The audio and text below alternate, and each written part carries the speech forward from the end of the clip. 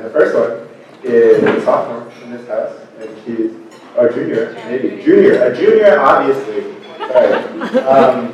She's a junior in this house, and she's amazing, and I hope you all enjoy her speech. Her name is Stoica, and her speech is entitled The Art of the Transfer.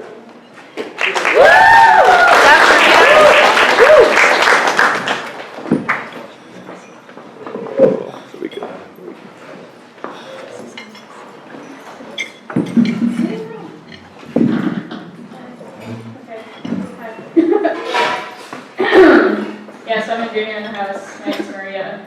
Anyway, so the art of the transfer. When I was the ripe old age of 18, I made a college decision. Unlike many of you sitting here, I did not choose Harvard.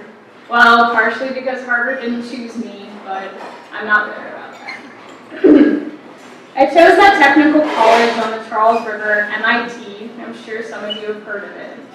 If you haven't, you're not missing out. I'm just kidding. I transferred to Harvard this year as a junior. At this point, you probably have some questions about this, and you're in luck because I'm here to answer them. So let's get the easy ones out of the way. 1, yes, all my credits transferred. 2, I only have to take 4 gen ed classes, suckers. 3, I was placed in a house randomly, presumably based on space, and my suite mates are also transfers. Shout out to Audrey and Alex for putting up with me. 4, yes, I'm still doing CS. 5, yes, I still see my friends from MIT. Now a big one. Why did I transfer? The short answer is that I didn't feel that I fit in at MIT, and I wanted to go to a school that gave me more room to explore other disciplines, and I wanted to be surrounded by people with a large variety of other interests, yada, yada, yada. That isn't wrong, of course. I wouldn't lie to people. I have morals. But of course, there's more to it. I chose MIT for a number of reasons, mainly because I wanted to do CS or some sort of engineering, and I figured MIT would do the trick. Plus, I had a killer pre-frosh weekend. And also, I, like many high-achieving students, wanted to prove myself. And in a lot of ways, especially as a girl from Kansas, I was not expected to succeed at a place like MIT. And its students feed off of the fact that it's considered one of the most challenging universities in the world. MIT's unofficial motto is IHTFP, which means either I have truly found paradise, or perhaps more fittingly, I hate this fucking place. And people embrace this, from laptop stickers to buttons, it was everywhere. The students I spoke with during MIT's visit weekend told me magical things about how little sleep they got, how hard they worked, how much they learned, and how smart everyone is. People boasted how many extracurriculars they were doing and how many classes they were taking. The atmosphere felt intense, but I wanted to take it on, face my fears, and do it. It would be tough, but they graduate 1,000 people each year, so why not me? Fast forward to my freshman year, placed in a dorm that was only singles, known for its antisocial nature, placed on a floor of that dorm that I hated, maybe because there were seniors who for some reason loved playing World of Warcraft very loudly in the common spaces, and told me on many occasions that my laugh was annoying. Or perhaps it was the boys on my floor who insisted that I looked so much better in my pictures and told me, maybe you could spend 30 minutes to look that good every day. It was great. Thankfully, I had the opportunity to be moved to another floor with much more awesome people who I still love dearly. Of course, I still had fun. MIT's first semester grading is past no record to help everyone get a feeling for how much work they need to do without consequences.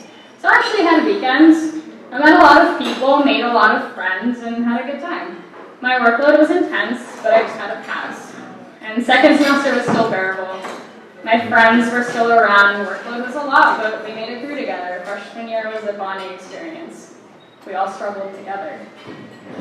Of course, there were hiccups in my freshman year, but I assumed everyone had their ups and downs. My friends from home all had a lot more positive experiences, but I knew I could make my experience better, so I decided not to make any drastic changes. I closed all my transfer application tabs and swore that my attitude was the problem. I'd start next year thinking positively. My sophomore year was a rude awakening. Taking 4 PSET classes, some people assured me it was light and they had done worse before. And I was also heavily involved in MIT's Society of Women Engineers. so I never had time for myself. I quit all the activities I did for fun, ultimate frisbee. I stepped down from positions in my sorority and the like.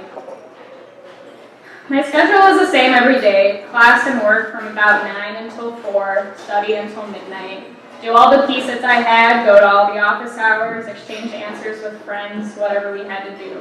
Oh, and try to take care of myself along the way somewhere. Weekends were spent in the library or in my room working, with the occasional outing which I always felt guilty for taking. My friends split into different majors and were also MIA. I rarely saw the people I lived near, and saw my friends only in passing, running from class or in the library. It was isolating. I no longer had my cohort of people to get through things with. I hated it. At some point, I couldn't sleep even for the few hours every night I allowed myself. I wasn't eating. I wasn't me. Every day added more weight to my shoulders. My stress went beyond psychological, as even eating would make me feel sick. Calls to my parents became a regularity as I realized I couldn't handle my work. I went home for a break, completely beaten down. My mom was so worried, and my father didn't know what to do. I fell apart, and I knew I needed to do something. So I needed to leave. Of course, MIT has a policy where you can take time off, but I didn't want to do that. The thought of going back at all was giving me anxiety. So I needed a more permanent solution, so I decided to transfer. So I opened the common application again. I had to remember all my passwords to the college board and the ACT website and give those evil people more money. I had to request my high school transcript. I wrote a buttload of essays, and I sheepishly asked my MIT professors to write me recommendation letters. I submitted my application before spring break and had to wait until early May to hear back. The day was Friday, May 8th, and I was terrified to check my email. I wasn't sure what I would do if I didn't get to transfer, and quite frankly, I didn't want to think about it. 5 p.m. rolled around with an email from Yale. Yale was my best shot. I had gotten in as a senior in high school and spent the most time on those essays. I felt pretty confident. Dear Maria, the Yale Admissions Committee has completed its evaluation of this year's transfer candidates, and I am genuinely sorry that we are not able to offer you admission. Standing on Mass Ave, walking back to my dorm, I realized I would have to figure out a way to make MIT work. It had to work. The next hour was a blur. Some of my friends sat with me and forced me to watch a movie, of which I can't remember. They assured me that another school would accept me, and if not, they'd be there for me. It would be fine. It would all be cool. At 6 p.m., I got an email to check my Harvard decision online. Not looking forward to another rejection, I made my friends stay with me. Deep breaths. Dear Miss Stoica, I am delighted to inform you. Tears. Just tears. Silence. I'm crying. I had to reread it, I think, 5 or 6 times.